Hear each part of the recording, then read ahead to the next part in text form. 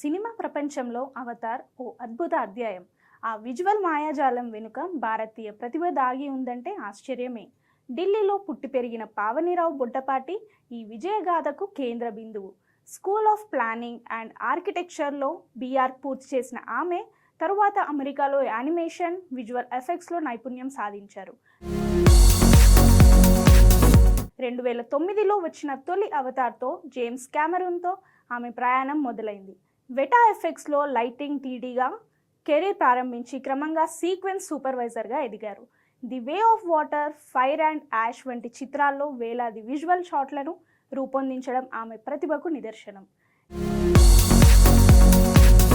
నీటి అడుగున అగ్నిపర్వత ప్రాంతాల్లో సన్నివేశాలు రూపొందించడం పెద్ద సవాలే.